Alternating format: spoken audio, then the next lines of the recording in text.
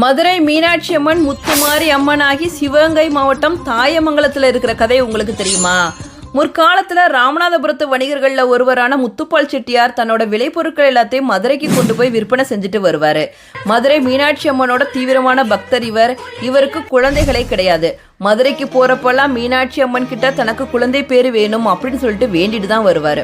ஒரு நாள் வியாபாரம் முடிச்சுட்டு வந்துக்கிட்டு இருக்கப்ப வழியில் ஒரு சிறுமி நின்று அழுதுகிட்டு இருந்திருக்கா. போய் ஏமா அழுகிற அப்படின்னு சொல்லிட்டு விசாரிச்சிருக்காரு. அதற்கு அந்த சிறுமி தன்னுடைய தாய் தந்தையை தொலைத்து விட்டதாகவும் எங்கே போகிறதுனே தெரியல அப்படின்னு சொல்லியிருக்கா. உடனே அந்த வணிகர் மதுரை மீனாட்சி அம்மன் தான் இந்த சிறுமியை தனக்கு கொடுத்துருக்கா அப்படின்னு சொல்லிட்டு அந்த சிறுமியை ரொம்ப சந்தோஷமாக தன்னோட வீட்டுக்கு கூட்டிகிட்டு வராரு. வர வழியில் ஒரு குளக்கரையில் அந்த சிறுமியை உட்கார வச்சுட்டு தன்னோட பயண களைப்பு தீரதுக்காக குளத்தில் இறங்கி நீராட போகிறாரு. குளிச்சு முடிச்சுட்டு மேலே வந்து பார்த்தப்ப அந்த சிறுமியை காணலை. எல்லா பக்கமும் தேடி பார்க்குறாரு. ஆனால் சிறுமி எங்கேயுமே இல்லை.